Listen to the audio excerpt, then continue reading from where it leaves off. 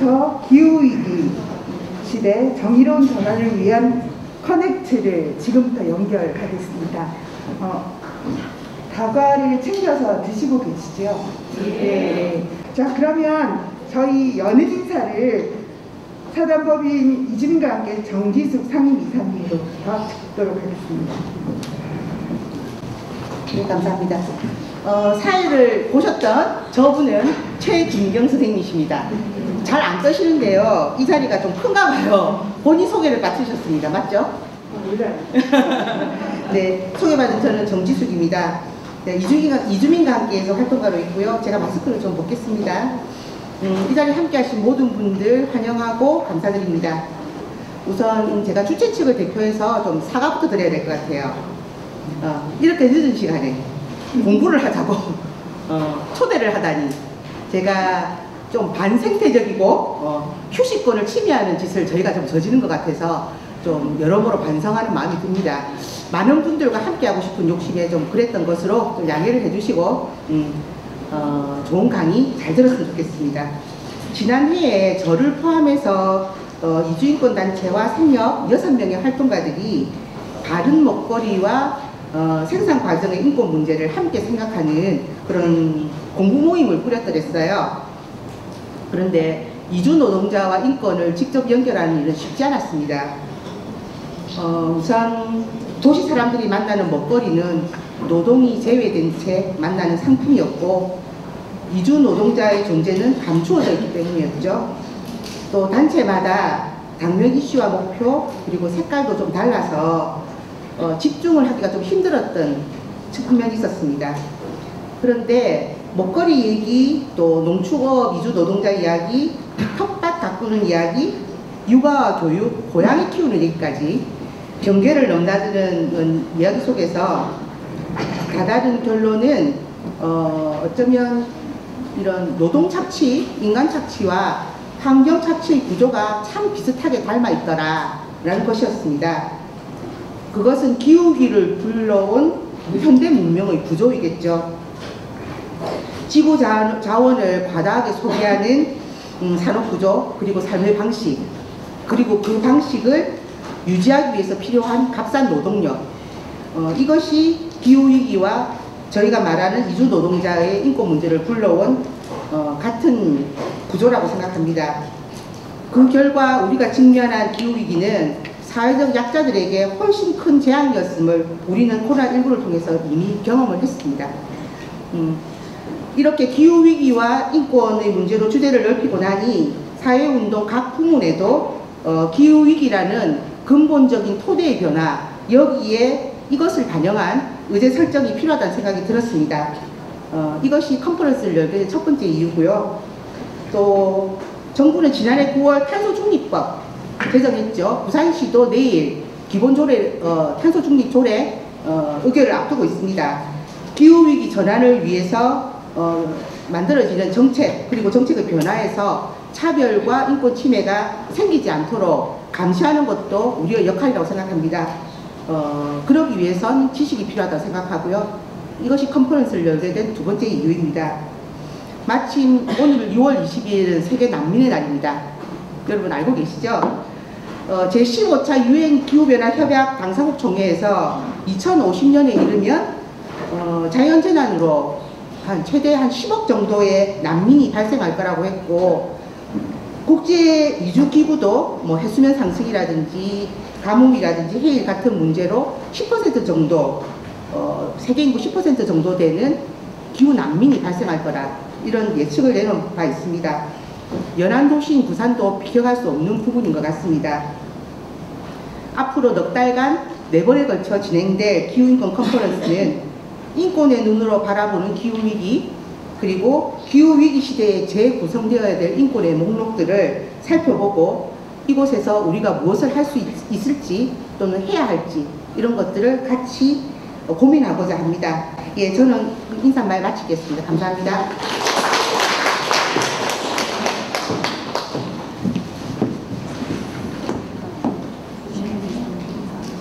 인사말 너무 길었습니다. 본님 이렇게 하시면 안 됩니다.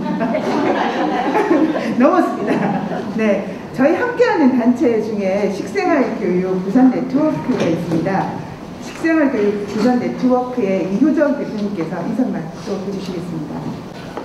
이 저녁 시간에 뺏어서 죄송하다고 말씀했습니다. 말을 길게 하셨기 때문에 저는 사죄의 의미로 짧게 하도록 하겠습니다. 저희 처장님과 신신당부를 하셨어요. 짧게 하셔야 됩니다. 그래 제가 무슨 말씀을 드려야 될까 고민을 하다가 지난 토요일에 저희 그 부산 여기 바로 부산역 광장에서 탄핵 집회가 있었습니다. 네, 고리 1호기 폐쇄를 이끌어냈었는데 이번에 정부가 바뀌면서 고리 2호기를 이제 수명이 당한 40년이 된 고리 2호기를 연장하겠다는 정책을 얘기해서 거기에 대한 이제 집회를 진행했었는데 저는 지금은 시상교육 부산 네트워크라는 단체에서 활동을 하고 있지만 그전에는 탄핵 관련 활동을 꾸준히 해왔었거든요. 그게 벌써 한 5, 6년 됐었는데 저는 이제 그때 고리 1호기를 폐쇄를 경험하면서 이제는 뭔가 되겠구나 하는 기대가 있었어요. 그런데 지난 토요일 보니까 다시 예전에 제가 활동하던 남컷 이루어지지 않았던 5년, 6년 다시 되돌아오는 걸 느꼈어요. 그래서 제가 그날 굉장히 상실감을 느끼면서 우리가 캠페인을 하고 이런 활동을 하는 데 있어서 가장 중요한 게 무엇인가, 뭔가 성취가 있어야 되겠다, 결과가 있어야 되겠다, 이런 생각을 했었습니다. 그래서 오늘 기후위기에 대해서 어느 단체도 많은 인식을 가지고 있고 인식 확산을 위해서 이런 활동이 필요하긴 하지만 이런 컨퍼런스를 계기로 해서 좀 더 우리 인식 확산에서만 머물지 않고 뭔가 성과 있는 사회 변화를 이끌어낼 수 있는 단초가 되기를 기대해 보겠습니다. 감사합니다.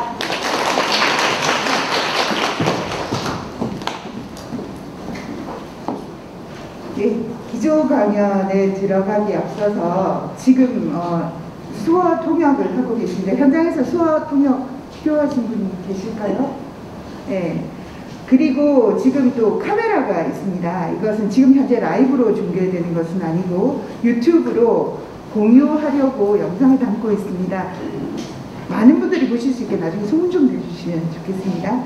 자, 그럼 지금부터 기조 강연에 들어가도록 하겠습니다. 공주대학교 환경교육과 교수이시고 한국환경교육학회 부회장이십니다. 그리고 사건중심 환경탐구 한국환경교육의 흐름 외 다수의 저서를 집필하셨습니다. 이재영 교수님 앞으로 모시겠습니다.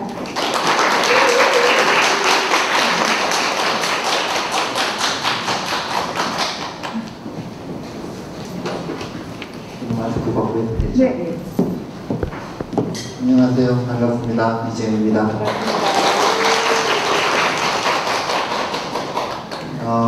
이렇게 멋진 자리에 초대해 주신 그 부산 시민사회단체 또 환경을 포함한 여러 단체 선생님들께 우선 감사를 드립니다.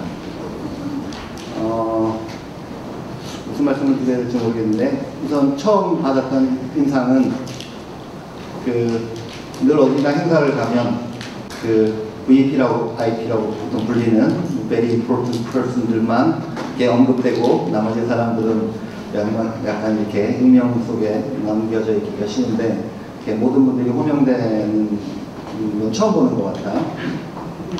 좋았습니다. 아주. 그리고 사실 1972년에 그러니까 올해가 이제 1972년으로 지금 이제 50주년이 되는 해잖아요.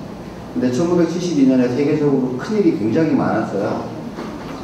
잘 알려진 것처럼 이제 로마 클럽에서 이제 성장의 한계라는 보고서를 내기도 했고 또 최초의 유엔 인간 환경 회의가 열려서 스톡홀름에서 그때 이제 유네스코가 유엔 산하의 환경 교육을 전담하는 기구로 지정이 되고 그리고 나서 UNEP가 만들어지고 그리고 처음 발간했던 잡지가 있는데요. 거기서 이제 발간한 그 잡지의 이름이 커넥트였습니다.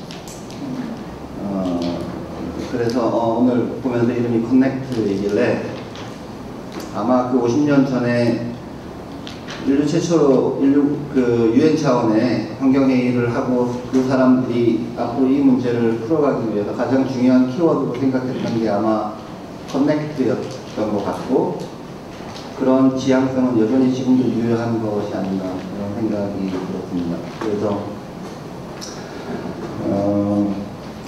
제가 요즘 들어서 더 자주 확인하는 것인데 결국 우리가 새로운 문명이나 사회의 전환을 위해서 새로운 무언가를 창발을 해내려면 새로운 뭔가 에너지든 뭔가를 만들어내기 위해서 가장 중요한 건 이 자리에 없었던 사람, 이 자리에 초대받지 못했던 사람들이 다양하게 초대받는 것과 그리고 그 초대받은 사람들이 함께 지금보다는 더 높은 강도에서 상호작용을 하는 것. 그게 결국 우리 안에서 무언가 새로운 걸 만들어내는 가장 두 가지 중요한 원칙이라고 생각합니다. 그러니까 우리 안의 다양성을 높이고 그 다양한 구성원들 사이의 상호작용을 더 어떻게 긴밀하게 해내느냐. 그 과정 속에서 우리는 우리 안에 없었던 뭔가 새로운 힘을 만들어낼 수 있을 거라고 생각하고 그런 점에서 오늘 자리가 굉장히 감동적이고 인상적이네요. 아까 잠깐 설명을 들었는데 오늘 오신 분들의 그 활동 영역이 굉장히 다양하다고 들었습니다. 일부 환경이나 이런 쪽도 계시겠지만 식생활이나 민주시민이나 인권이나 평화나 다문화 성평등 뭐 아마 굉장히 다양한 탈핵이든 이런 영역에서 활동하고 계시는 분들이라고 들었고 또 그런 다양한 영역에서 활동하시는 분들이 이렇게 함께 모여서 같이 이야기하고 또 함께 공동의 변화의 에너지를 만들어내는 것이야말로 우리가 지금 당장 해야 되는 가장 중요한 출발점인 것 같습니다. 사실 조금 반대의 이야기를 하자면 학교 교육과정에는 범교과학 주제라는 게 있습니다. 그러니까 교과는 아닌데 시민사회 전체 우리 사회에서 중요한 주제여서 또 안 가르치기는 어렵고 그런 것들을 이제 범교과학 주제라는 이름으로 몇 개씩 정해가지고 뭐 교과 속에 녹여서 가르치던 또는 창의적 체험활동이나 이런 시간에 녹여서 가르치라고 하는 주제들이 있는데요. 그게 이런 것 그냥 자세하게는 모르셔도 괜찮은데 예를 들면 그 2009 개정교육과정 때는 그 주제가 38개까지 많아졌고요. 그리고 2015 개정교육과정에서는 10개였어요. 그 10개의 주제가 대략 뭐 민주시민, 인권, 인성, 안전, 그 다음에 통일, 성평등은 안전에 들어가 있고 그 다음에 환경 지속가능 발전 뭐 이렇게 쭉 대략 한 10개쯤 되거든요. 그런데 불행하게도 학교에서는 이 각각의 것들이 다 따로따로 다뤄서요. 그러다 보니까 민주시민 교육하는 사람과 인권 교육하는 사람과 평화 교육하는 사람이 그 학교에 그 얼마 안 되는 시간을 두고 다퉈야 되는 약간 되게 어처구니 없는 일이 사실 벌어지기가 쉽거든요. 사실은 오늘도 확인하겠지만 환경적인 것이 민주시민의 문제이고 인권의 문제이고 평화의 문제이고 성평등의 문제이고 다문화의 문제라는 걸 우리가 계속해서 확인하고 있음에도 불구하고 실제로 우리 아이들이 배우는 현장에서는 그것들이 이제 다 분절되어 있는 것이죠. 이 분절하는 힘이 사실 지금 우리 사회를 이 지경으로 만든 가장 중요한 파괴적 힘 중에 하나라고 생각합니다. 사실은 다 연결되어 있고 하나인 것들을 그렇게 쪼개고 별개인 것처럼 느끼게 만들고 각자 이제 활동하도록 만드는 그걸 통해서 결국은 경쟁하고 무력화되게 됩니다. 우리가 그런 걸 극복해낼 수 있는 우리 안에서의 힘을 만들어가는 건 아주 중요한 변화이고 출발이라고 생각합니다. 제가 오늘 그 기후변화가 몰고 올 5가지 인권위기라는 제목으로 말씀을 드리긴 하겠는데 결국 이 문제에 다가가는 가장 중요한 질문을 한 가지만 꼽자면 인간이 어떤 존재인가에 대한 질문인 것. 내 스스로에게, 우리 스스로에게 인간이라는 게 어떤 존재인가를 되물어야 하는 시점이고 우리가 스스로 우리 인간을 어떻게 생각하느냐에 따라서 우리가 앞으로 만들어가고자 하는 사회의 모습이나 또는 지금 우리가 겪고 있는 이 기후위기나 환경재난을 포함한 이 문명의 지속 불가능성의 뿌리가 무엇인가에 대한 나름대로의 관점을 가지고 또 더 나아가면 오늘은 인권에 대한 이야기를 하지만 인간 이외의 다른 생명들의 권리 역시 이 인간의 권리라고 하는 것과 분리되지 않는다라는 것도 함께 발견하게 되지 않을까라는 점에서 결국 인간이란 어떤 존재인가에 대한 질문에서 시작하고 그 질문으로 끝내려고 하고요. 또한 제가 지난 2년 반 동안 국가환경교육센터장을 하면서 강연을 참 많이 했는데 제가 굉장히 힘들었어요. 거의 종말론에 대한 이야기를 하고 다니는데 곧 끝난다 이제. 우리 애들은 생물학적 수명대로 못 살아. 와, 이런. 우리는 이미 문턱을 넘었었어. 언제 끝날지 몰라. 막 이런 유의 이야기를 계속하다 보니까 저도 우울하고 언제까지 계속 이렇게 일종의 협박성의 이야기를 할 것인가. 그렇다고 해서 또 섣불리 희망을 말하는 것도 조심스럽고 진심으로 내가 받아들일 수 있는 이 희망의 씨앗을 어디서 발견할 수 있을까? 그것 역시 결국 우리가 인간을 어떤 존재로 보는가와 함께 연결되어 있다고 생각하고 그와 관련해서 그냥 제 생각을 몇 가지 말씀드려 보겠습니다. 뒷부분에서. 자, 시작하겠습니다. 그리고 약간 아포리즘 같은 말인데 우주가 낳고 지구가 키웠다. 이게 나중에 희망을 이야기할 때 인간이란 어떤 존재인가에 대한 저의 생각 중에 한 단면을 말씀드리려고 이렇게 약간 감춰놨습니다. 저기다. 앞에 말씀드린 것처럼 제가 그 2년 반 동안 여기저기서 이야기를 하고 제 강의에 대한 소감을 이렇게 들어보면 대체로 이런 이야기들을 많이 하셨어요. 부끄럽다. 이렇게 심각한 줄 몰랐다는 게. 그리고 이렇게 많은 생명과 인간이 고통받고 있다는 사실이 안타깝고 슬프다. 그리고 이런 세상을 물려주게 돼서 아이들에게 미안하다. 내가 뭔가 야단 맞는 느낌인데 뭘 잘못한 걸까? 난 내가 열심히 살았는데. 그리고 나부터 오늘 뭔가 해야 되겠는데 뭘 해야지? 뭐 이런 이야기들을 주로 많이 하셨어요. 그런 생각들이 이제 저로 하여금 올해 들어서는 강연해서 말씀드리는 톤을 바꾸게 된 계기이기도 합니다. 아마 인권과 기후위기에 대한 이야기는 조효재 선생님이라고 하는 아주 좋은 선생님이 계셔서 또 훌륭한 책을 딱 때맞춰서 써주셔가지고 아마 많은 분들이 접하셨을 거라고 생각해요. 그리고 최근에 또 2탄을 내셨고 그래서 조효재 선생님이 인권의 눈으로 환경을 보셨다면 저는 환경의 눈으로 인권을 보는 쪽에서 주로 말씀을 드릴 수밖에 없는 것 같아요. 우선 기본적으로 전체 지금 많은 인류가 미래에 대해서 굉장히 부정적인 전망을 하고 있는 것 같습니다. 그래프에서 보시는 것처럼 2001년만 해도 미래에 대해서 다음 세대가 우리 세대보다 더 좋은 삶을 살 거라고 생각하는 사람이 많았지만 그게 2015년에 역전되기 시작해서 올해 3월 달에 이제 저희 국가환경교육센터 조사했을 때는 우리나라 사람들을 대상으로 67대 33으로 우리 아이들이 우리보다 더 나쁜 삶을 살 거라고 생각하는 사람이 2배 가까이 더 많았어요.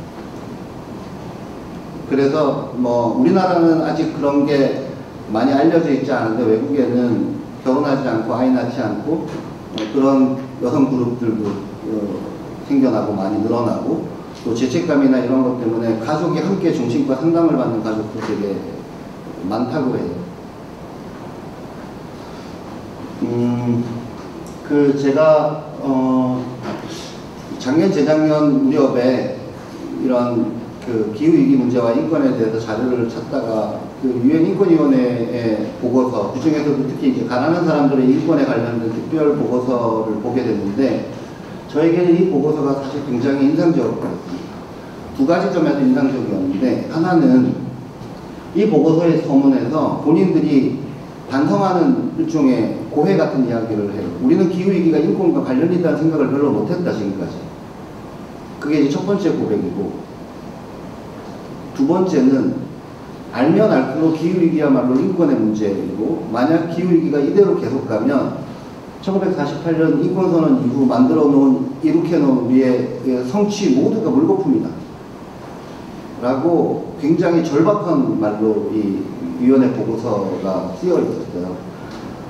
그리고 이제 그 중에서도 특히 여기서 이제 가난한 자들의 인권에 대한 이야기를 많이 하고 있는데, 그 가난한 자들의 인권에 대한 문제가 결국 굶주림의 문제나 질병의 문제, 일자리를 구하는 문제, 이런 것들이 다 이제 연결되어 있었고, 또 그 사람들이 또 상당수가 아까 얘기하신 것처럼 난민이 되고 전쟁에 희생되고 그런 경우가 이제 다 연결되어 있다는 걸 보여주고 있거든요. 그래서 지금 우리가 우크라이나와 러시아의 전쟁, 그리고 인도의 폭염, 또 중국에서의 노동자 이동의 어려움, 이런 등등으로 인해서 올해 하반기를 잘못 넘기면 3억 명 가까운 사람이 기아로 굶어 죽을 거라고 뭐 이런 보고들이 계속되고 있죠. 그 식량수급 문제의 불안정성 때문에. 이런 게 사실 그럴지도 몰라. 그렇게 얘기하던 일이 정말 현실로 이렇게 다가오기 시작하면 느끼는 첫 번째 감정이 제 생각에 일단 불안과 공포인 것 같아요. 조금 이따 말씀드리겠지만 기후위기와 관련해서 우리로 하여금 인간다운 삶을 누리지 못하게 만드는 첫 번째 계기가 우리를 덮쳐오고 있는 이 불안과 공포의 문제라고 생각합니다. 인간만 그런 게 아니라 모든 동물은, 특히 이제 여기서 모던이라고 말하는 대체로는 그 척추동물들인데, 감정이 있는, 특히 뭔가 불안하고 공포에 쌓이면 얘네들이 대체로 죽은 척을 많이 해요. 동물들은 얼어붙는 거죠. 내가 감당할 수 없는 상황에 직면합니다. 그러니까 활동이 멈추는 겁니다. 우리에게도 그런 일이 실제로 일어나고 있다고 저는 생각해요. 부분적으로. 그리고 두 번째는 시야가 좁아져요. 이렇게 넓게 멀리 볼 수 있는 능력이 급격하게 퇴화됩니다. 그러니까 당장 눈앞에 불똥이 떨어졌기 때문에 갑자기 시야가 확 좁아지는 문제가 생기게 돼요. 그러니까 우리식으로 표현하면 주변을 돌아볼 겨를이 없어요. 그리고 먼 미래를 생각해서 의사결정을 하거나 판단을 하는 능력이 갑자기 고장나기 시작하는 거죠. 사실은 신자유주의가 우리에게 강요한 삶의 스트레스 같은 것이 바로 이런 것일 수 있는데요. 이웃을 돌보지 마라. 그러다 너도 죽는다. 일종의 그런 이제 뉘앙스의 이야기들을 이제 계속 이제 듣게 되는 것이죠. 그래서 저는 2년쯤 전에 기후위기가 아마 3단계로 다루어지게 되지 않을까 앞으로, 그런 생각을 하면서 이렇게 말씀드린 적이 있었는데, 첫 번째 단계는 의제화를 하는 거. 우리 사회의 기후위기가 중요한 의제가 되도록 만드는 거. 여기에서 제일 중요한 건 과학적 증거와 띄엄띄엄이지만 경험하게 되는 구체적인 실제 세계에서의 경험일 거라고 생각하고, 두 번째 단계는 기후위기를 어디선가 벌어지고 있는, 또는 숫자와 그래프의 문제가 아니라 구체적인 인간의 고통의 문제, 생명의 문제로 의제를 전환하는, 그리고 마지막으로는 이 문제를 해결하기 위해서 우리 사회를 어떻게 다시 전환할 것인가, 뭐 트랜스포밍이든 트랜지션이든 전환을 하든 변혁을 하든, 이제 그 문제로 이제 의제가 계속 그 변해가게 만들어야 된다고 생각하는데요. 그런 점에서 지금 우리는 아마 기후위기가 어떤 과학의 문제나 또는 그래프 숫자 이런 거의 문제에서 이제 인간의 문제, 인권의 문제, 고통의 문제, 이런 것으로 전환해가는 중요한 고비를 우리가 함께 만들어가고 있는 겁니다. 그러나 마음속에는 항상 저 끝에 있는, 그래서 우리가 이런 문제들이 발생하지 않는 새로운 시스템은 어떻게 만들어낼 것인가. 기후위기도 그렇고 후쿠시마 핵발전소도 그렇고 지금 한국의 행정 영역에서 얘기하고 있는 재난의 분류로는 분류가 잘 안 되죠. 우리나라의 그 재난 분류는 사회적 재난 아니면 자연적 재난인데, 보통 저희가 이 기후위기나 핵발전소 붕괴 같은 후쿠시마 같은 문제를 구조적 재난 또는 시스템적 재난이라고 부르는데요. 그러니까 이건 사회적 재난과 자연적 재난이 맞물려 있기도 하지만 시스템 속에서 만들어진 것이어서 이 시스템이 바뀌지 않는 한 계속 재발할 거라는 것을 암시하고 있는 거죠. 그래서 어떻게 하면 우리 사회를 뭘 바꿔야 되는가, 그러면 우리 사회에. 아마 이게 그 환경교육에 있어서도 가장 중요한 터닝포인트가 되어가고 있는 것 같아요. 제가 좀 이따 다시 말씀드리겠지만 환경교육의 시대 구분을 좀 해볼 수 있는데, 지난 몇 년 전까지의 환경교육은 기본적으로 사람을 가르쳐서 그 사람을 통해서 이 자본주의 산업 문명의 부작용으로 나타난 환경 문제를 어떻게 치유해가지고 이 문명이 그래도 온전하게 갈 수 있을까, 이런 식의 생각을 암암리에 깔고 있었다면, 생태전환교육이라고 불리는 제3기의 환경교육은 아까 말씀드린 것처럼 시스템적인 문제라는 생각을 강하게 가지고 있기 때문에, 또는 구조적인 문제라는 생각을 갖고 있기 때문에, 목표가 부작용을 치유해서 자본주의 산업 문명을 더 계속되게 하는 게 아니고, 그 문제의 원인인 이 자본주의 산업 문명을 어떻게 지속가능한 생태 문명으로 전환할 것인가가 목표가 되었다는 게 가장 중요한 차이이고, 그래서 변화의 대상이 사람을 매개로 하긴 하지만 그 끝에 있는 게 시스템이라는 것이 아마 가장 큰 차이인 것 같아요. 그리고 아마 우리가 그 과정에서 인권 문제나 빈곤의 문제 또는 불평등의 문제, 이런 것들이 함께 다루어질 수 있는 중요한 통로가 되는 것이 아닌가, 그런 생각도 듭니다. 툰베리가 얘기한 것처럼 툰베리는 또 되게 세게 얘기해. 쟤는 좀 세게 얘기를.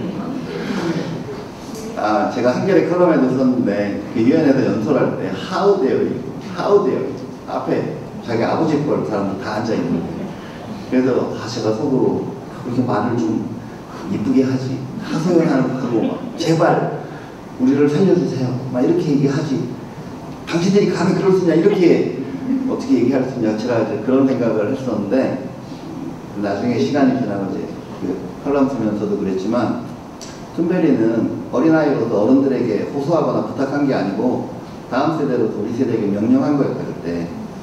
그리고 아마 인류는 지금까지 겪어보지 못했던 이제 새로운 관계를 맞이하게 될 텐데, 그게 나이에 따른 차별의 문제를 어떻게 볼 것인가 이다.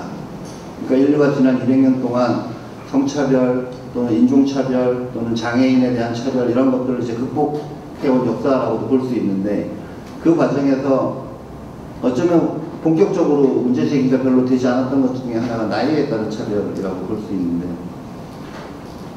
그럼에도 저는 14살로 투표 연령을 낮춰야 된다고 생각하는 사람 중에 하나인데, 예를 들면 이제 그런 낯선 관계, 그런 의미에서 이건 여담이에요. 며칠 전에 이제 가까운 분이랑 같이 막걸리를 한잔 하다가 그분이 어린 시절 얘기를 하면서 그러더라고요. 자기가 닭서리를 하러 갔는데 여러 마리 닭이 있어서 이제 친구들이랑 중학교 때였대. 14살, 5살 즈음에. 그래서 닭을 훔치려고 이렇게 딱 보고 있는데 할아버지가 주무시는 줄 알았는데 주무시지 않으셨는데 그렇게 얘기하시더래요. 그 검은 닭만 빼고 가져가시게, 그렇게 얘기하셨다는. 근데 이제 저희가 제일 한참 얘기한 건 그 말투였어요. 하시게. 우리가 지금 잘 쓰지 않는 말투인데, 그 15살이라고 하는 나이, 우리로 치면 지금 15살이면 정말 애라고 누군가는 볼지도 모르겠는데, 그 할아버지가 물론 시대가 달라서 막 이렇게 1대1로 비교하기는 어렵습니다만, 그 닭을 훔치러 온 동네 청년들에게 그 검은 닭만 빼고 가져가시게 라고 말할 때 언어에 담겨있는 그 관계랄까요? 그 세대 간의 관계, 이런 게 뭐야 이게? 우리가 뭔가 그 사이에 잃어버린 게 있는 것 같지 않아? 어른과 또는 뭐 이런 세대 간의 관계에서 제가 며칠 전에 얼마 전에 자산어보 영화를 보면서 그런 생각이 얼핏 들었는데 우리의 언어 속에 담겨 있는 이 세대 간의 관계를 어떻게 다시 볼 것인가 이런 생각을 해봤어요. 지금 이 그래프는 미국에서 미국 사람들한테 너는 기후변화가 어떤 문제라고 생각해? 라고 물어보면서 그 해당된다고 생각하는 거는 체크를 해보라고 그랬을 때 나타났던 결과인데요. 물론 환경 문제다, 뭐 과학적인 문제다, 기상이변에 관련된 문제다 이런 것도 있는데 쭉 내려가면 정치적인 문제, 경제적인 문제, 인본주의적인 문제, 도덕성의 문제, 빈곤의 문제, 국가안보에 관련된 문제, 사회정의에 관련된 문제, 종교에 관련된 문제들이 꽤 높은 비중으로 나오거든요. 그러니까 그 말은 이미 많은 사람들이 아마 우리나라에서도 그럴 텐데 기후변화 문제를 단지 예전에 오염 문제 같은 걸로 보지는 않는다는 거. 그거보다는 훨씬 더 광범위하고 복잡한 문제로 인식하고 있는 것 같아요. 저는 그래서 오늘 기후위기가 몰고 올 5가지 인권의 위기를 굶주림의 위기, 질병의 위기, 전쟁의 위기, 자연재해의 위기, 그리고 인간 존엄의 위기 이렇게 5개로 나눠서 말씀드리려고 합니다. 우리가 보통 말하는 뭐 인권의 6가지 유형, 이런 뭐 생명권이나 참정권이나 이런 거랑은 좀 다르지만 저는 그냥 이런 맥락에서 말씀을 드려보고 지금 현생 우리가 대략 20만 년 전에 탄생했다고 그러죠. 호모사피엔스라는 종이. 그리고 우리가 농사를 짓기 시작한 게 대략 10,000년쯤 됐고, 그리고 그 10,000년의 역사 동안에는 지구가 연평균 기온이 1도씨를 벗어난 적이 한 번도 없는. 그 앞에 혹시 그 그래프 보셨어요? 최근 한 20-30만 년 동안 지구 연평균 그래프를 보면 그 앞에 정말 널뛰기 하는 것처럼 오르락내리락 하다가 딱 지난 11,000년 정도 딱 부터 지금 연평균 기온 1도씨를 한 번도 바뀌지 않고 그대로 쭉 가고 있거든요. 그 10,000년의 역사가 아마 지구상에 살고 있는 모든 생물들로 하여금 우리가 보이진 않지만, 보긴 어렵지만 아주 복잡하고 정교한 일종의 계약, 약속을 하게 만들고 그걸 가능하게 만들었던 것 같아요. 그러니까 최근에 문제가 되고 있는 것처럼 내가 언제 꽃을 피울게. 그러면 벌들아 이때쯤 와서 나를 수분해줘. 그래서 열매가 열리면 어떤 새들이 와서 내 열매를 먹어. 그리고 신나게 맛있게 먹고 그리고 멀리 가서 똥 싸가지고 씨앗을 퍼뜨려줘. 뭐 이런 식의 관계들 있잖아요. 이런 식의 관계가 지구상에 있는 모든 생물들 사이에 거대한 계약같이 맺어져 있었던 것 같아요. 그리고 다행히도 지난 10,000년 동안은 그 약속이 충분히 지켜질 만큼 매우 지구의 기온이 안정적이었다는 거죠, 기후가. 그런데 그 약속이 무수하게 동시다발적으로 파괴되고 있어요. 그래서 예를 들면 여름철새가 왔는데요. 그래서 3월, 4월 달에 짝짓기를 하고 알을 낳고 새끼들이 나와서 엄마 아빠가 돌아다니면서 애벌레를 잡아다가 먹이를 주어야 되는데 그렇게 해왔거든요. 지난 꽤 긴 시간 동안. 그런데 지금은 그 새들이 와서 새끼에게 줄 애벌레를 찾으러 다닐 때 얘네들이 다 날아다니고 있어요. 성충이 돼가지고. 기후변화. 그래서 전 세계에 많은 새들이 굶어 죽고 있습니다. 지금 세계적으로 전 세계적으로 새 조류의 숫자가 감소하고 있는데 그 원인 중에 하나로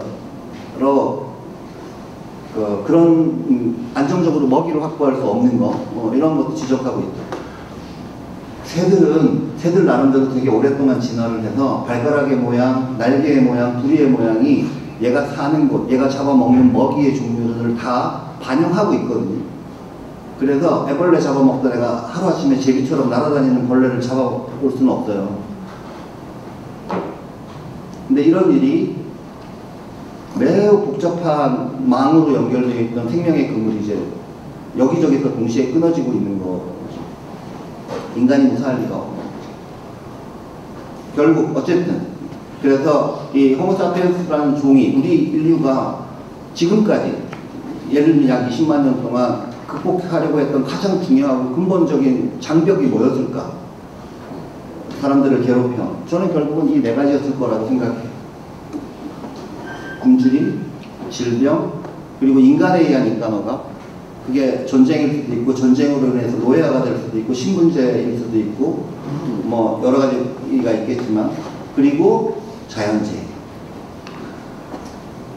저는 인간 문명이라는 것이 결국 인간이 극복해야 했던 문제와 연동해서 저는 결국 발전한다고 생각하는데, 인간이 안정적으로 먹거리를 확보하기 위해서 자연에 대해서 연구하지 않을 수 없고, 또 하늘에 대해서 연구하지 않을 수 없고, 땅에 대해서 연구하지 않을 수 없었겠죠.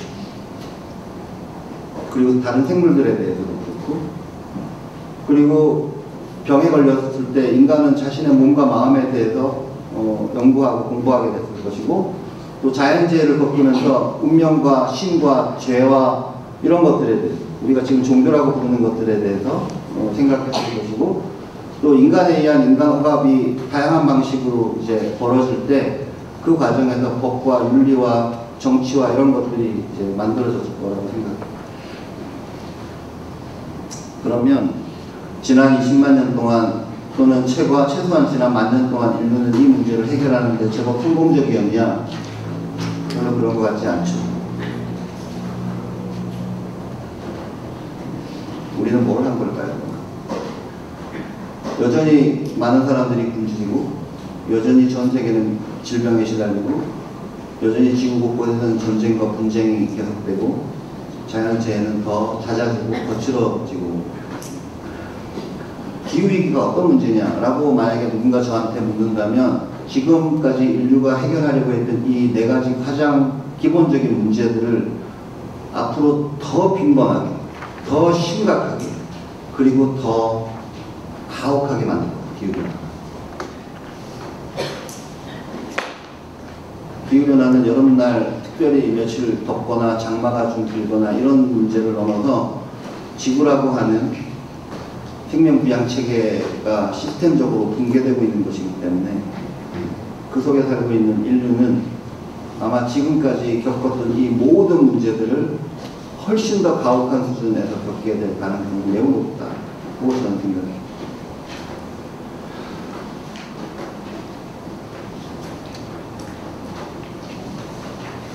지금 이제 거의 농사를 지을 수 없게 된, 거의 농사를 짓기 어렵게 된 지역입니다.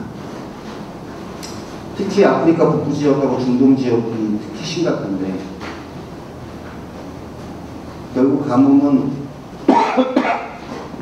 지하수 고갈과 농사 짓는 걸 어렵게 만들고,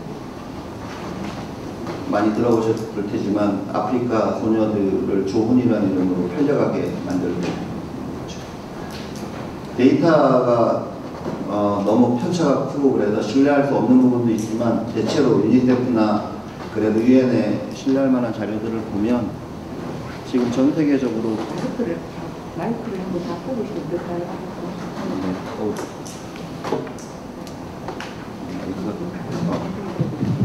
두 대나 있던데, 네, 잘 됩니다. 특히 이제 아프리카 북부 중에서도 북동부 지역 가뭄이 워낙 심해가지고,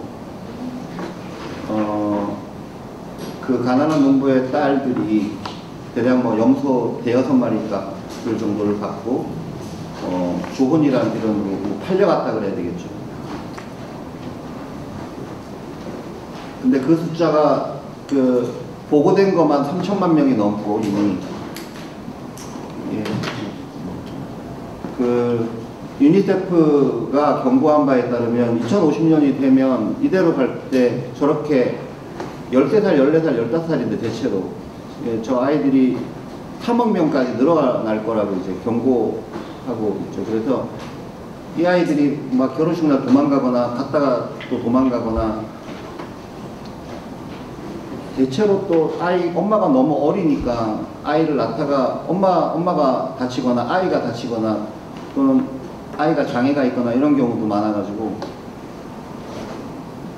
이 도망 나온 이 아이들의 쉘터를 만드는 게 되게 그 어떤 그룹에게는 가장 중요한 지금 사업 중에 하나 활동이고, 가면 또 자기 같은 여자가 이미 서너 명 더 있는 경우도 있고, 그러니까 굶주림이라고 하는 건 당연히 질병으로도 물론 연결이 되고, 또 이 굶주림이라고 하는 것 자체가 사실 이제 가장 단기적으로 그 삶의 생명권을 침해하게 만들기 때문에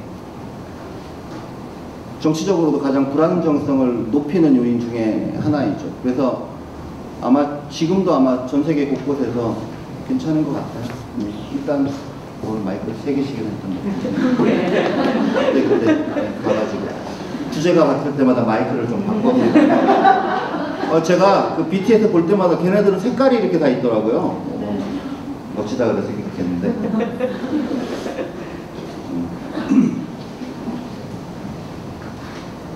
물론 여기엔 종교적인 것도 끼어 있긴 합니다만, 이제 저 여자 아이의 시선에서 보자면 자신의 의지와 전혀 상관없이 가난한 농부의 딸로 태어나서 기후변화로 인해서 가뭄이 심해지고 그 자기 가족들이 목숨을 유지하기가 어려운 처지에 놓이고, 자기가 그걸 감당하고 시집이란 이름으로 팔려가가지고 이제 학교도 못 가고 13살, 14살인데 어릴 때 너무 빨리 임신을 하고 아이를 낳고, 또 남편에게 뭐 두드려 맞는 경우도 많고, 그러니까 어떤 의미에서 보면 삶이 파괴당한 거죠.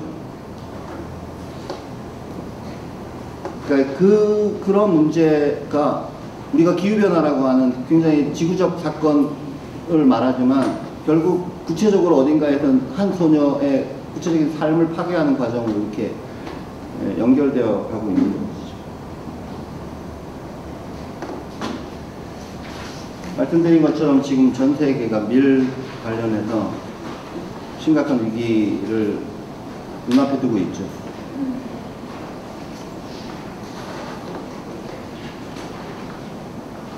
특히 이런 나라들이 이제 밀을 전 세계에서 가장 많이 수입하는 나라들인데, 이 나라들이 러시아하고 우크라이나에서 거의 100%를 수입하는 나라들이거든요.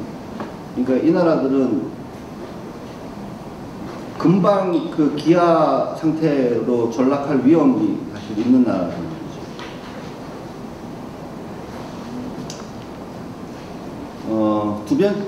결국 두 번째가 이제 질병의 문제인데, 기후는 질병과 굉장히 사실 밀접한 관련이 있습니다. 1차적으로는 기후가 농업에 미치는 영향이 워낙 크고, 그래서 전 세계적으로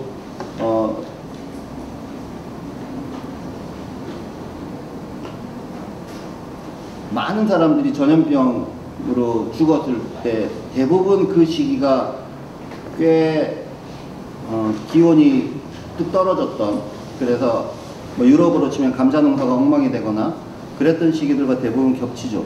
우리나라도 그렇다고 그러더라고요. 자, 지금 우리가 겪고 있는 코로나19와 관련해서 보면 이 문제는 하루아침에 생긴 게 아니죠. 그죠? 지난 30년 동안 인수공통 감염병은 종류도 다양해졌고 빈도도 계속 늘어나 왔습니다. 안 돼. 여기 시계가 없네요. 예. 혹시 저에게 힌트를 좀 주실 수 나중에 있으면 좋겠습니다. 그래서 제가 우리는 10년 안에 마스크 못 벗는다. 계속 그렇게 얘기하고 다녔는데, 막 처음에는 사람들이 저 인간이 뭘 저렇게 악담을 하나? 막 그렇게 생각을 하시다가 진짜로 그럴지도 모르겠다 이렇게 생각을 하시기도 하는 것 같아요. 근데 저는 요즘도 그렇게 말씀드리는데, 우리가 마스크 벗는 것이 중요한 게 아니고, 예를 들면 에볼라 같은 게 발생하지 않는 게 중요하다. 아마 들어보신 분도 계실 텐데, 에볼라는 지금 코로나가 100명 걸리면 2명 죽잖아요. 전 세계적으로. 근데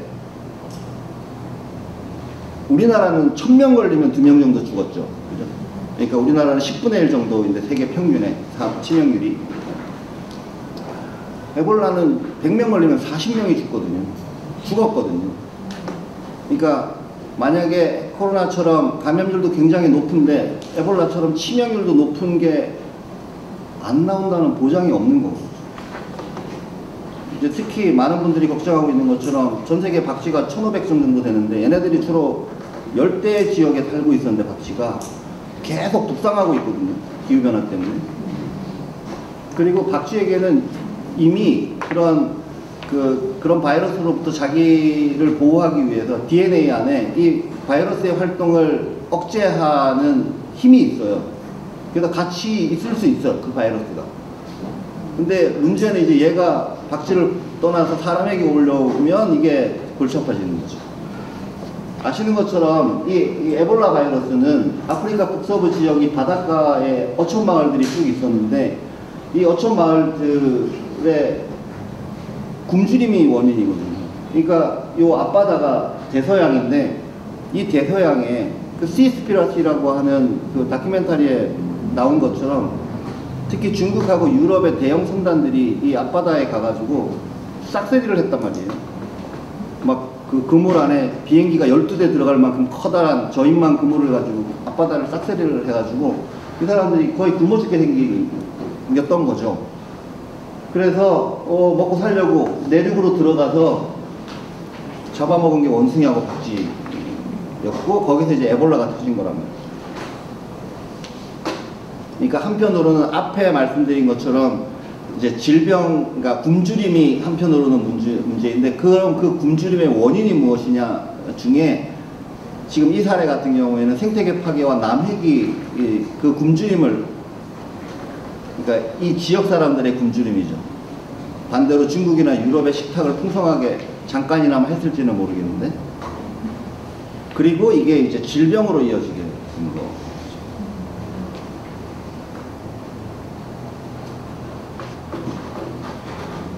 저희 이 사진 봤을 때 다들 충격받았잖아요, 그죠? 시리아 3살짜리 아이가 물에 빠져서 죽어가지고 해안가에 떠내려왔을 때인데, 이 시리아 내전도 사실은 따져보면 가뭄이 중요한 원인입니다.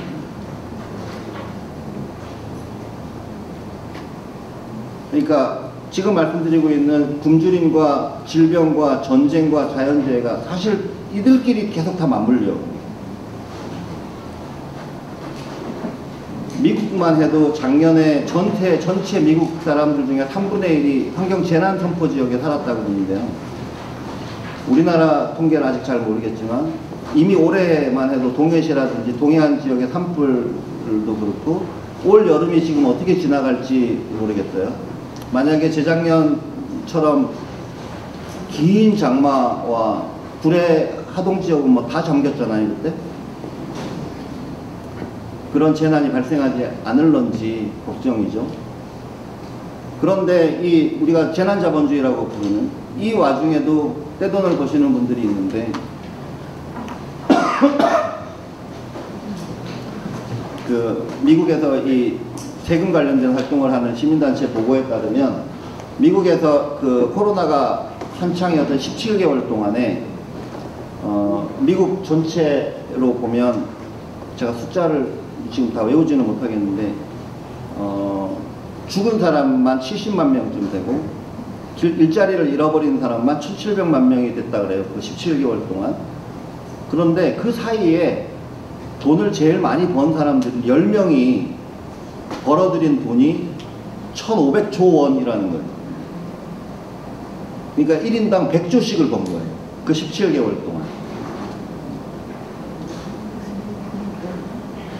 그러니까 우리가 지금 이제 우리를 구원할 게 아마 AI 같잖아요, 그죠?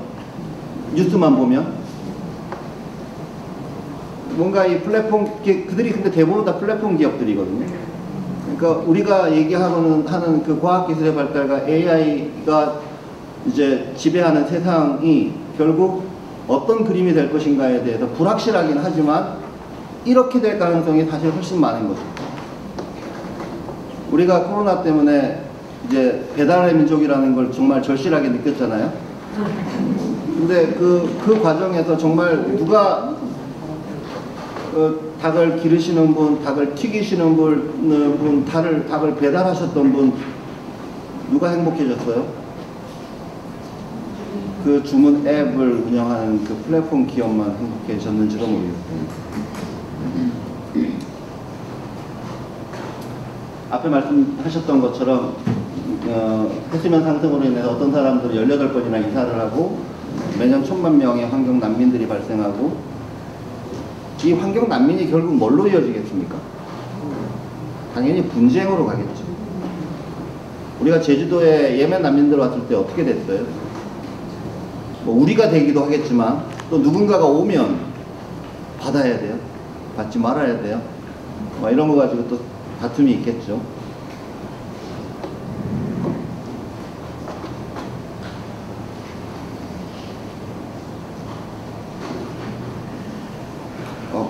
슬라이드가 한꺼번에 넘어갔네. 이제 자연재해가 다양한 방식으로 나타나고 있는데, 여기 이거는 이제 그 구례가 물에 잠겼던 모습이고, 여기 이거는 동해시가 불타고 있는 모습이었는데요. 제가 PDF 파일로 바꿔버리는 바람에 이게 하나로 합쳐졌네요. 이게 그리고 또 구례의 다른 모습이에요. 구례의 요게 무슨 꽃인지 아세요? 이름 봄에 노란색 제일 먼저 피는 게 산수유 마을의 모습인데 그림 같죠? 저게 재난 사진처럼 보이네요. 이렇게 산에는 하얗게 눈이 덮여 있고 마을에는 노랗게 꽃이 펴 있고, 아까 제가 말씀드린 우리가 자연 속에서 살아가고 있는 모든 생명들이 맺었던 정교한 약속들이 붕괴되어가는 장면 중에 하나. 이 과정에서 벌이 70%가 사라졌다고 지금 그러는데, 꼭 이 날씨 때문이라고 말하기는 어렵지만 이제 우리에게 새로운 생태적 감수성이 필요할 수도 있을 것 같아요. 이런 사진을 보고 와 경치 좋다로 끝나지 않고 아 이건 뭔가 찜찜한데, 아마 이런 게 이제 시스템적인 사고를 통해서 더 예민해지지 않을까 그런 생각이 듭니다. 이제 인간 존엄에 관련된 문제로 그래서 이어지고 있는 것 같은데요. 우리가 그 기후변화 관련해서 가장 잘 알려진 그 정의와 인권에 관련된 문제 첫 번째는 그거죠. 옥스팜에서 보고했던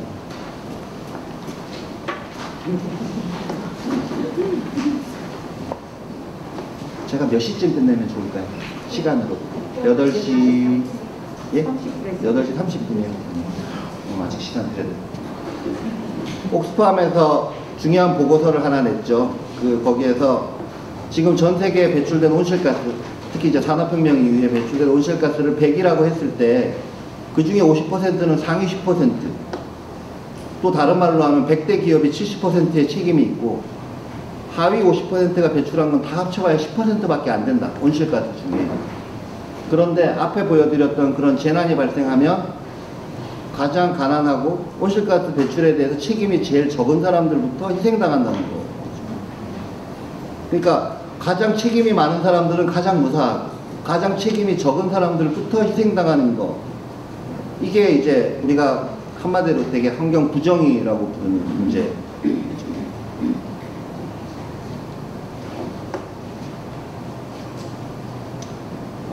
코로나19와 관련해서 특히 이제 노동자들의 이동이 어려워졌잖아요. 락다운을 하면서.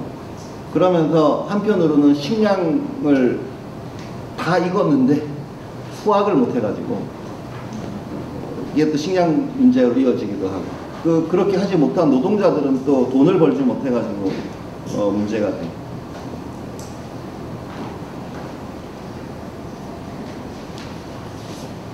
이제 두 그룹이 결국 우리에게는 가장 관심의 대상인 것 같아요. 넓은 의미의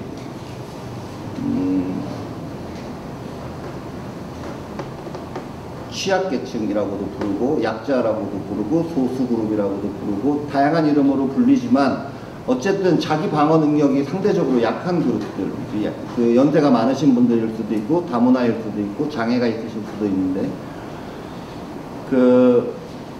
핵발전소 주변에는 이제 냉각수를 방출하는 과정에서 해수 온도가 약간씩 오르락내리락 하게 되는데 그 과정에서 고착 생물들, 예를 들면 전복 같은 애들, 이런 애들은 되게 어렵죠, 살아남기가. 이렇게 물고기 같으면 호라락 이렇게 어딘가로 잠깐이라도 피할 수 있을지 모르겠는데, 그게 일종의 인간으로 치면 변화하는 환경 조건에 대해서 대응할 수 있는 능력의 차이가 있는데, 특히 기후변화가 너무 빠른 속도로 지금 우리에게 닥쳐오면서 그런 변화에 대응할 수 하기가 어려운 그룹들이 이제 순간적으로 우리 사회는 점점 더 안전지대하고 위험지대 사이에 버퍼가 사라지고 있기 때문에 더 위험해지고 있죠. 그런 말 하잖아요. 우리가 이제 최근 들어서 자주 하는 말인데, 뭐 아이를 마을이 키운다고 얘기하는데, 저도 어릴 땐 돌이켜보면 제가 좀 더러웠나 봐요. 그래가지고 지나가면 동네 어머니들이 데려다가 이렇게 수도가에서 뭘 이렇게 자꾸 씻겨가지고 이렇게 보내고 먹여서 보내고 이런 게 있었거든요. 그러니까 아주 안전한 지역하고 아주 위험한 지역 사이에 훨씬 버퍼가 컸던 거죠. 근데 지금은 건너가는 순간에 그냥 위험존으로 넘어가기 때문에 아이들에게 적절한 위험을 어떻게 경험하게 하는지가 사실 되게 중요한 과제 중에 하나거든요.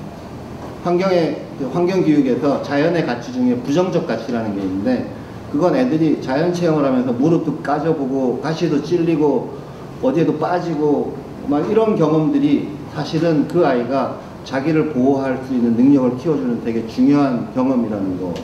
근데 우리는 그런 걸 점점 더 하기가 어렵게 됐단 말이에요. 다음 세대가 사실은 이제 미래 세대라고 부르거나 후속 세대라고 부르는 그룹이죠. 아까 제가 나이와 관련된 말씀을 잠깐 드렸었는데 연관된 이야기인 것 같아요. 여기 제로 아워라고 하는 사이트에 가면 첫 페이지가 이렇게 시간이 넘어가고 있거든요. 자기들이 생각한 이제 데드라인이 걸려 있는 거.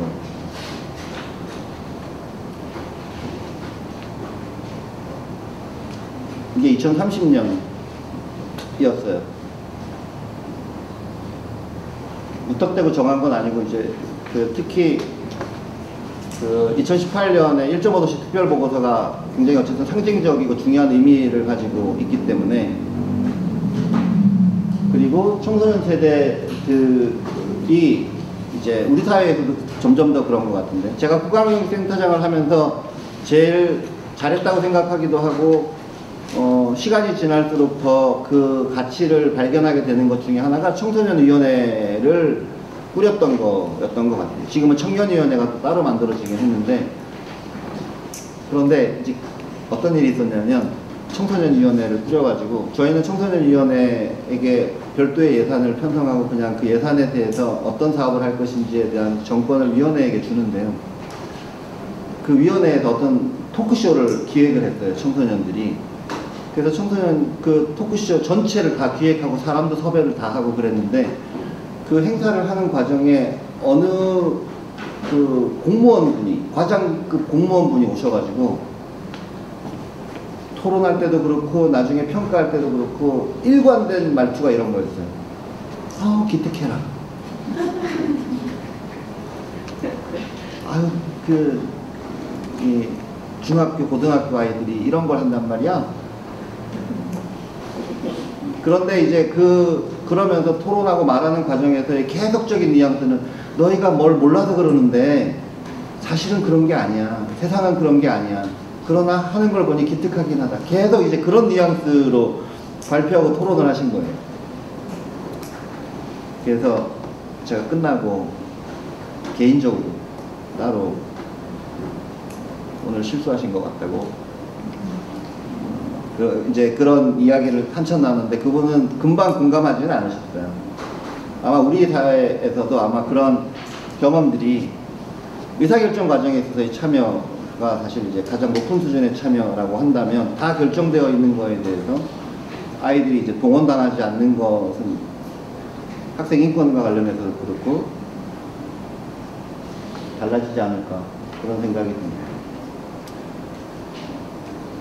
결국 이제 아이들이 스스로 자기들의 목소리를 내기 시작했고, 지금 헌법소원 두 번째 청구가 됐죠. 올해 2월 달에, 2020년 3월 달에 1차 헌법소원 심판 청구를 하고, 그 사이에 법이 바뀌는 바람에 헌법재판소가 재판을 지금 진행을 빨리 안 해가지고 계속 딜레이 되고 있어서, 제 아이도 고등학교 2학년인데요. 어느 날 집에 갔다가 사회과 시험 문제를 내보라 그래서, 제가 아이 엄마랑 따로 살거든요. 저는 충남 서천이라고 하는 곳에 혼자 살고 아이랑 엄마는 용인에 사는데 굉장히 화목합니다.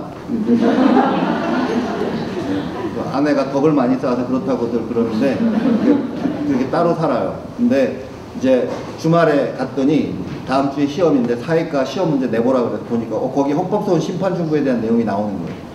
그래서 헌법소원 심판 청구가 뭐야? 그랬더니 막 설명해요. 이게 이제 헌법이 보장한 기본권을 국가에 의해서 침해되었다고 생각할 때 이제 국민들이 제기하는 게 헌법소원 심판 청구거든요. 막 이렇게 설명을 하길래, 야 그러면 너희 친구들이 헌법소원 심판 청구 지금 수업 재판 진행 중인데 알아? 처음 들어본다는 거예요. 야 그걸 지식으로 알면 뭐하냐? 너희 친구들이 지금 재판하고 있는데 재판하고 있는 줄도 모르면서 라고 얘기하려다가, 이건 진짜 제가 누워서 침 뱉는 것 같아가지고 청구서 복사만 해가지고 이제 읽어보라고 나눠줬던 적이 있는데, 학교 교육은 여전히 이 실제 세계로부터 끊임없이 아이들을 이제 차단해 놓고 있어서 자기 친구들이 헌법소원 심판 청구했다는 사실조차도 대부분의 아이들은 모르죠. 자, 그래서 이제 이게 전반부의 끝입니다. 기후위기는 우리가 알고 있는 모든 익숙한 환경 재난들을 심화시킬 뿐만 아니라 건강이나 굶주림이나 또는 전쟁이나 또는 인간 존엄의 각 영역들을 다 위협하게 될 것이고, 또 앞에 말씀드린 것처럼 코로나19라고 하는 이 건강의 문제는 생태계 파괴, 기후변화, 공장식 축산, 동물 밀거래라고 하는 생태계 환경 문제에서 비롯되었다고 정리 최근에 하고 있습니다. 그래서 유엔 대학 보고서가 얘기하고 있듯이 지구촌 모든 재난은 서로 연결되어 있다. 혹시 아직 보시지 못했다면 이 보고서를 한번 내려받아서 보십시오. 여기에 보면 지구 곳곳에서 발생한 10개의 재난 사건들을 다루고 있는데 이 10개가 묘하게 다 연결되어 있어요. 자, 이제 넘어가겠습니다. 조금 더 압축해서 말씀드리겠습니다. 자, 그러면 우리는 이런 문제들을 극복할 수 있는 어떤 희망의 씨앗을 어디서 찾을 것인가와 관련된 이야기를 드리기 전에 이 얘기를 먼저 하고 갈게요. 저는 아까 말씀드린 것처럼 인권이란 무엇인가, 결국 인간답게 살 권리, 인간다움을 유지할 권리이거든. 그러면 결국 우리는 인간다움이라는 것이 무엇인가를 묻게 될 텐데, 저는 인간다움이라고 말하는 것, 또는 인간이 무엇인가라고 물었을 때 가장 핵심적인 건 결국 우리가 사회적 존재라는 것 같아요. 우리가 다른 목숨에 의존해서 산다. 관계적인 존재다. 그리고 우리는 서로에게 호혜적인 관계를 유지할 수 있다. 이렇게 얘기하면 되게 뭐랄까 당위적인 느낌이 그냥 들고 말 수 있는데,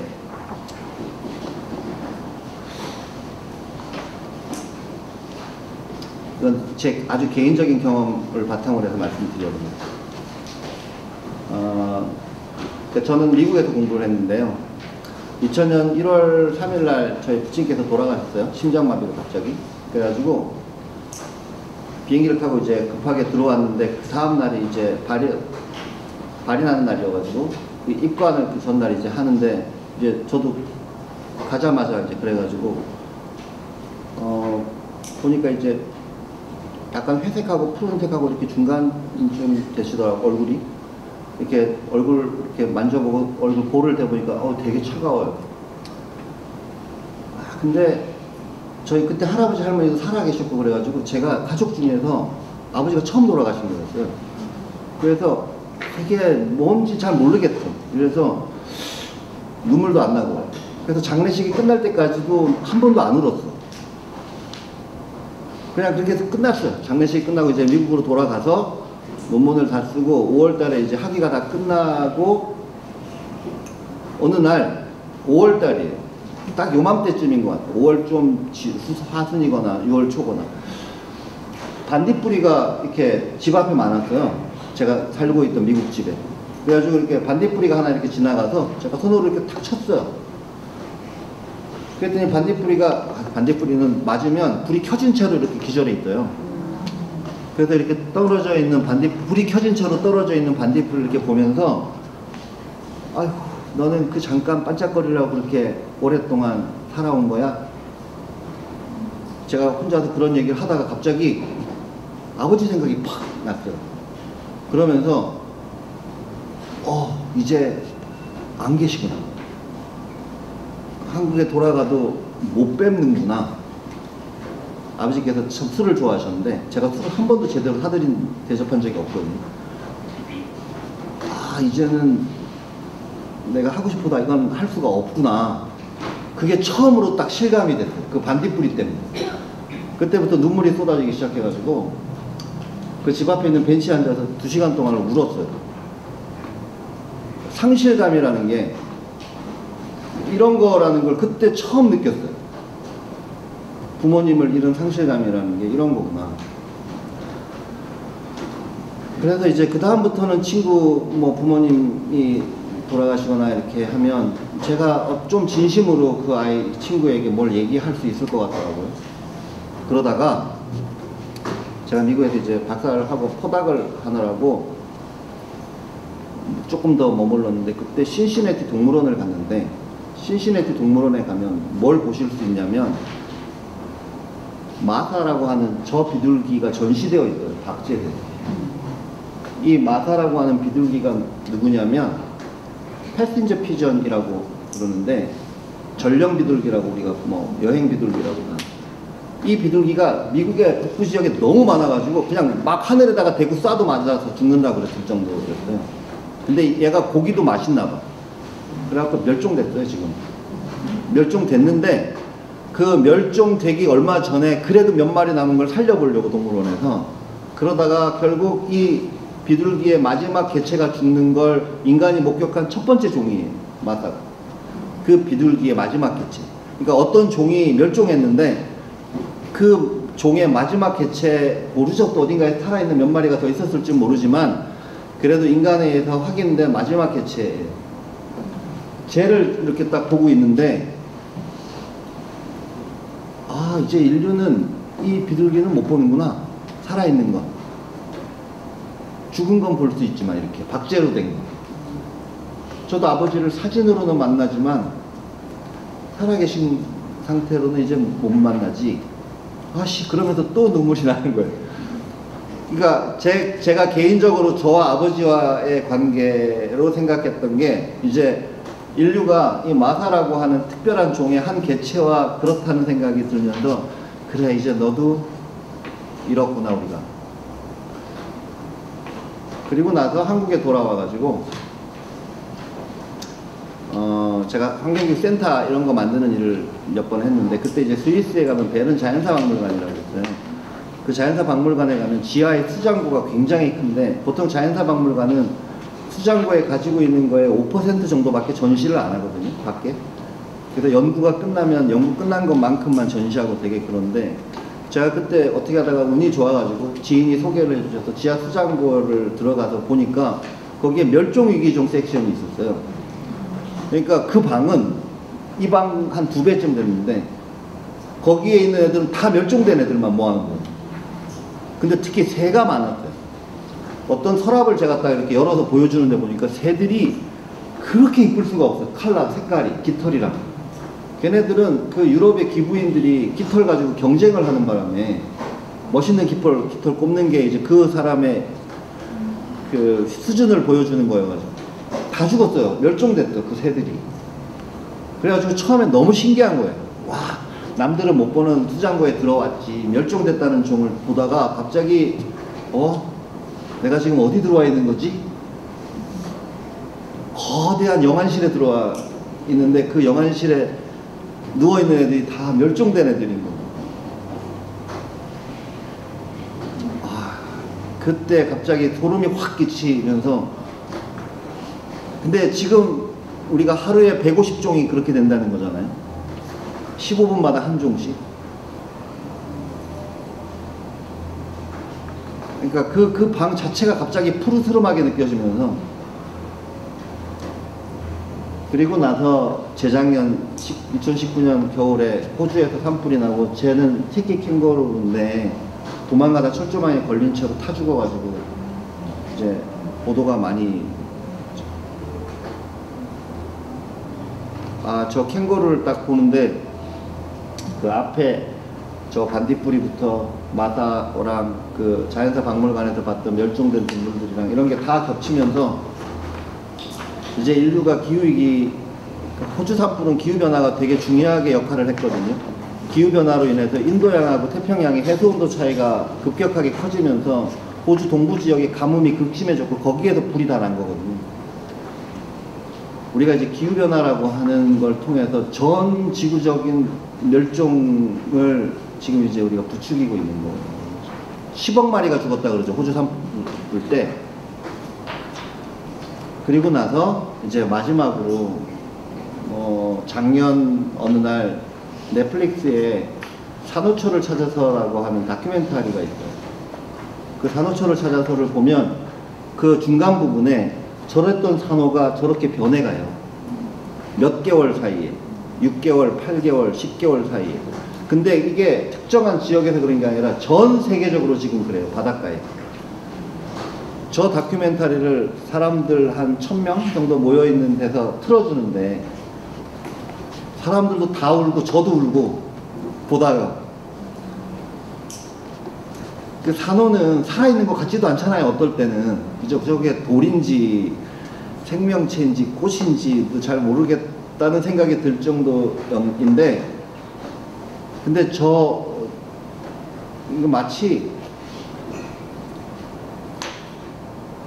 그러니까 이것도 다 이제 저로서는 이제 아버지의 죽음과 이미지가 자꾸 겹치는 건데, 그러면서 이런 생각을 들었어요. 혹시 아마 많은 분들이 보셨을 텐데, 시애틀 추장의 편지에 보면 중간에 그런 글귀가 나와요. 인간이란 무엇인가? 당신들은 재미삼아 자꾸 동물들을 죽이는데, 동물들이 없는 세상에서 인간이란 무엇인가? 그들이 없으면 인간은 외로움 때문에 죽게 될 것이다. 그렇게 편지에 그런 대목이 나오거든요. 그러니까 제가 개인적으로 아버지를 잃었을 때 가졌던 그 개인적 상실감이, 뭐 저로서는 그냥 이렇게 또 견디고, 어떻게 보면 이제 그럴 수 있는 것, 어떻게 보면 또 자연스러운 일이기도 하고, 한편으로는 그럴 수 있다고 한다면, 지금처럼 우리 주변에 인간뿐만 아니라 생명들이 사라져갈 때 인간이 겪게 될 상실감이나 외로움이 아마 앞에 말씀드렸던 그런 물리적 고통, 굶주림이나 이런 거 못지않게, 어쩌면 더 심각하게 우리를 어렵게 만들 수도 있다고 생각해요. 혹시 여러분 생각해보세요. 내가 꽃인데 아무도 날 찾아와 주지 않아.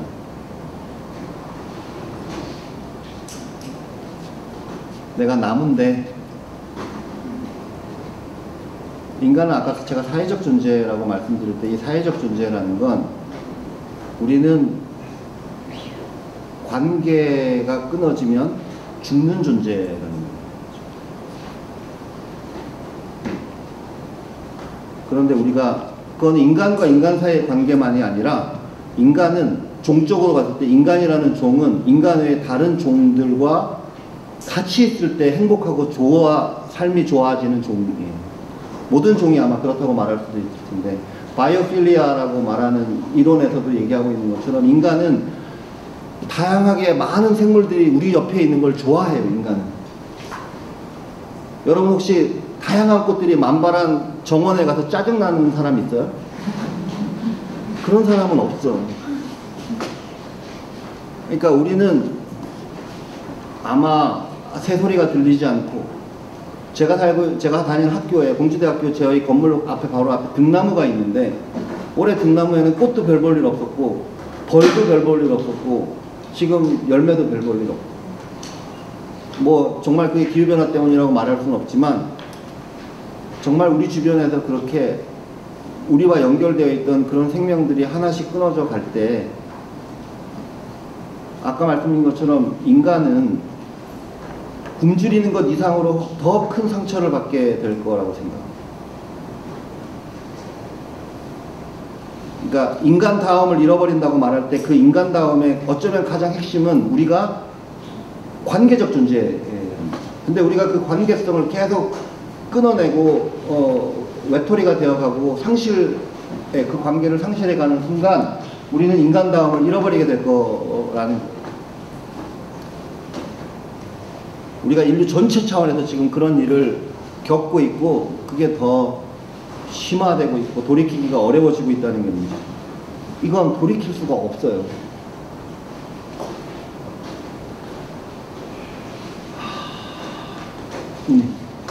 자, 그러면 우리는 희망을 어디서 찾을 것인가? 제 아이가 키가 고등학교 2학년인데 188 정도 돼요. 엄마가 무척 좋아해요. 키가 크다고. 그래서 저는 아내랑 여러 번 다퉜어요. 저 키가 무슨 소용이 있냐. 우리가 무슨 수렵채취 사회에 사는 것도 아니고 무슨 높은 데 열매를 따먹을 것도 아니고 사슴 쫓아다닐 것도 아닌데 저 188 제가 먹고 입고 싸고 그거 팔아. 내가 생각하기에 남자는 한 165, 여자는 한 155. 딱 좋지 않냐. 여자가 작은 남자를 사랑해줘야 우리는 그쪽 방향으로 진화할 수 있고 작은 것이 아름답다고 그랬는데 188이 저 말 같지도 않은 소리 하지 말라고. 근데 결국 아이가 기흉이 생겼어요. 기흉 아세요? 이렇게 폐가 쭈글쭈글해지고 빵꾸 나고. 그게 장동건병이래요. 그러니까 모델병이라고.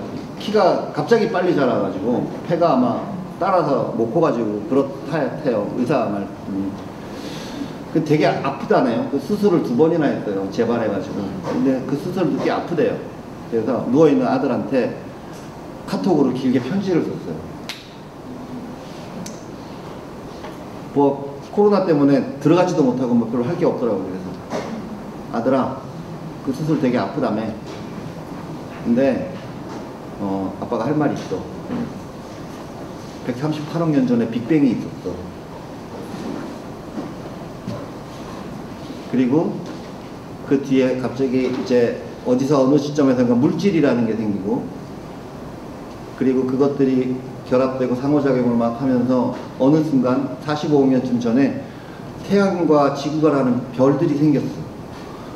그리고 그 지구라는 별에 40억 년쯤 전에 바닷가 어딘가에서 생명이라는 게 태어나고, 그 생명이라는 게 또 막 진화를 거듭해가지고 육지로 올라와서 얘가 양서류가 되고 파충류가 되고 조류가 되고, 그러다가 유인원, 우리가 알고 있는 영장류가 되고, 그리고 또 다양한 형태의 유인원들을 거쳐서 20만 년쯤 전에 지금 갖다 놓으면 우리랑 구분을 아마 거의 못할 호모사피엔스라는 종이 생겨났습니다. 20만 년쯤 전에. 야, 근데 이 호모사피엔스는 지금까지 앞에 있었던 그 수많은 종들의 흔적을 자기 안에 가지고 있을 뿐만 아니라, 그 장애익 선생 표현을 하면 그 우주의 신경세포처럼 자기가 어디서 왔고 자기가 무엇이고 이런 생각을 할 수 있는 종이야. 놀랍지 않냐? 그런 기억을 결합해서 추상적 사고를 하고, 지금도 이렇게 뇌에다가 이렇게 몇 개만 꼽으면 생각만으로도 뉴욕에 있는 컴퓨터를 껐다 켰다 하게 할 수 있는 그런 과학기술을 만들고. 근데 그게 하루아침에 됐냐? 138억 년이라는 시간 동안 이 우주가 엄청난 공을 들여서 일종의 자기 창조의 과정을 거쳐서 만든, 어쨌든 마지막 종이, 마지막 종이라는 표현은 좀 그렇지만 인간이라는 종을 만들었죠. 우리가 할 수 있는 것, 우리가 눈으로 이렇게 보는 것, 이렇게 손가락을 이렇게 엄지와 검지를 붙여서 바늘을 만들고 매듭을 만들 수 있는 거. 이렇게 직립보행을 하고 구강이 열리면서 복잡한 언어를 말할 수 있는 거. 이 모든 게 내가 준 게 아니고 138억 년 우주가 준 거야, 너에게. 너의 아버지는, 너의 부모는 엄마 아빠가 아니고 이 138억 년의 우주다. 그 우주의 자기 창조 과정에서 만들어진 게 우리 인간이라는 종인데, 야, 얼마나 거룩하냐? 신비하고. 대단하지. 그러니까 아프겠지만 잘 참어. 이제 여기까지였어요. 아들에게 쓴 편지는. 그리고 아들은 당연히 답장을 하지 않았어요. 근데 제가 말씀드리고 싶은 포인트는 여기서부터예요. 인간이란 어떤 존재인가? 부정하든 긍정하든 우리는, 여기 앉아있는 우리 모두를 포함해서 우리는 하루아침에 생겨난 게 아니고 그 긴 시간 동안 138억 년이라고 하든 139억 년이라고 하든 그 긴 시간 동안 이 우주가, 제가 좋아하는 말은 여기 있는 크리에이션, 셀프 크리에이션.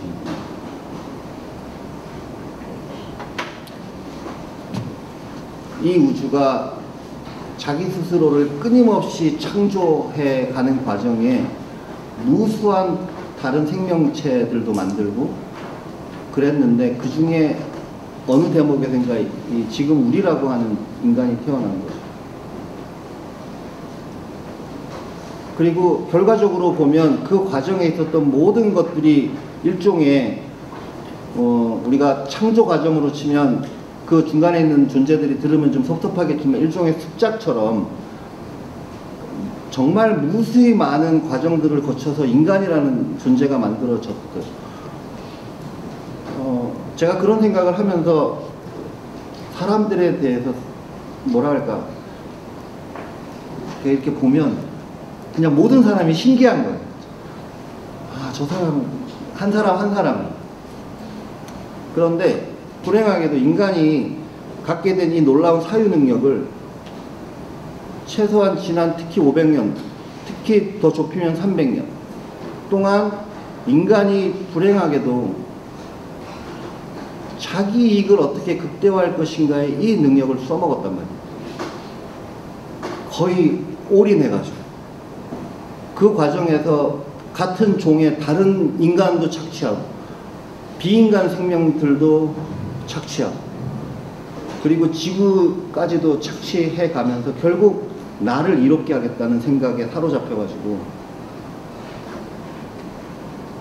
그 자기가 할 수 있게 된 이 사유 능력이든 이 모든 능력이 마치 자기 것인 것처럼 자기가 만들어낸 것처럼 착각해가지고 그 진화심리학자들이 하는 말 중에 어떤 개체군 안에서 이기적인 개체는 잘 살아남아요. 우리가 청문회에서 봤잖아요. 그런 개체들은 같은 개체군 내에서는 잘 살아요. 그런데 그런 개체들이 많은 종은 사라져요. 우리가 딱 그런 상황이에요.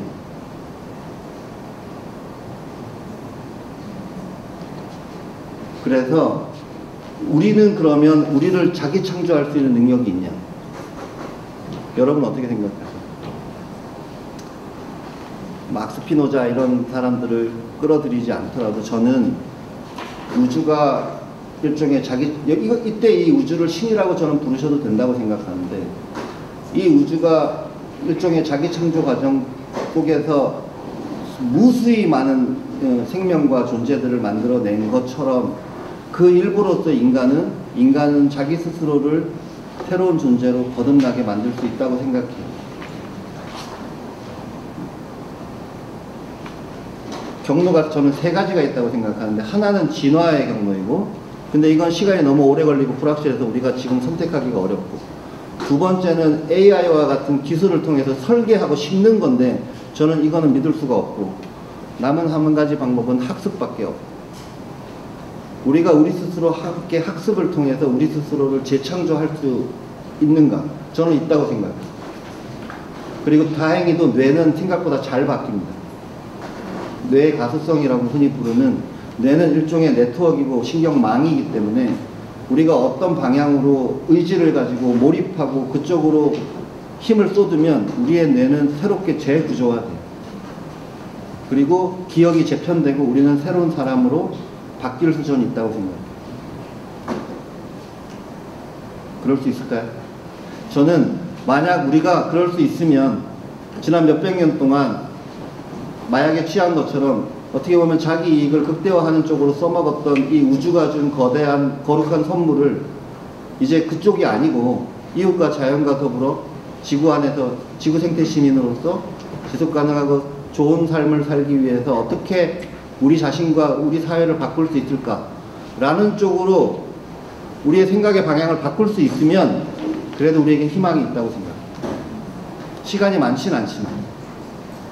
그리고 그걸 특히 여러 다른 영역에 계신 분들이 함께 큰 비전을 가지고 함께 하면 그래도 우리에게 희망이 있다고 생각합니다. 그런 과정을 통해서 풍요 중독 사회를 극복하고 자발적인 가난이든 자발적인 검소든 좋은 삶에 대한 새로운 기준을 만들고 또 실제 하는 것은 개체가 아니라 관계이다. 반야신경의 이야기를 최근에 내과학과 양자역학이 데이터로 증명해 보이고 있는데 우리는 개별자가 아니고 관계, 독자적으로 존재한다고 생각한 단독자라고 하는 이 개인 아는 망상이 셀프는 없어요. 우리는 그 셀프라는 자리에 놓아야 될 게 관계. 우리는 관계적 존재이고 다른 말로 하면 사회적 존재. 그리고 이제 소유에서 공유. 새로운 사회경제 시스템을 디자인하고 만들어갈 수 있을 것인가.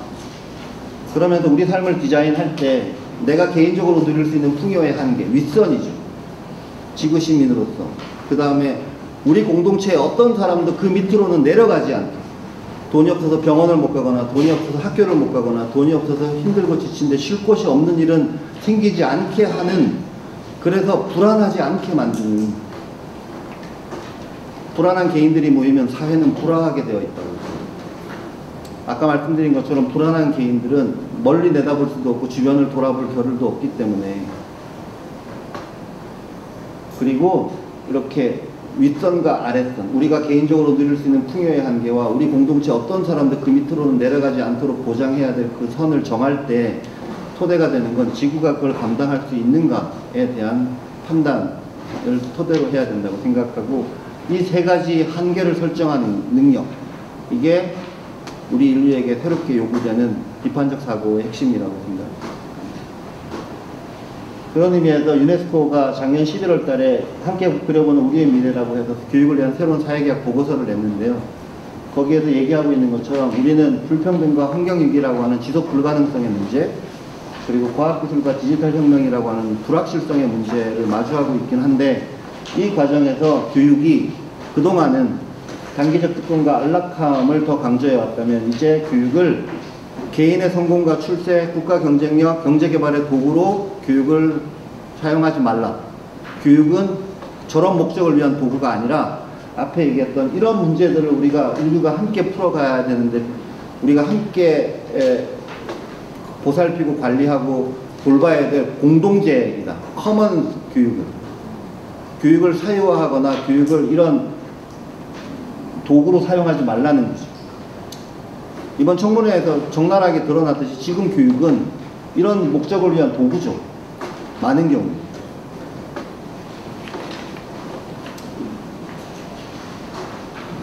그래서 사실 저는 개인적으로는 그 수도권 중심의 대학 서열 체제를 어떻게 해체하고 지역과 대학이 새로운 관계를 맺도록 할 것인가. 그래서 아이들이 이제 더 이상 서울대, 연대, 고대 갔다고 플랜카드 걸고 이런 야만적인 일은 학교에서 벌어지지 않도록 할 것인가. 이런 거에 관심이 더 많긴 한데요. 그 과정에서 오늘 오신 많은 선생님들과 또 얘기를 좀 더 나눠보고 지금 오늘 말씀드렸던 내용들을 학교 안팎에서 함께 배우고 우리 스스로를 변화시킬 수 있는 계기를 찾아보면 좋겠습니다. 저는 여기까지 하겠습니다. 감사합니다.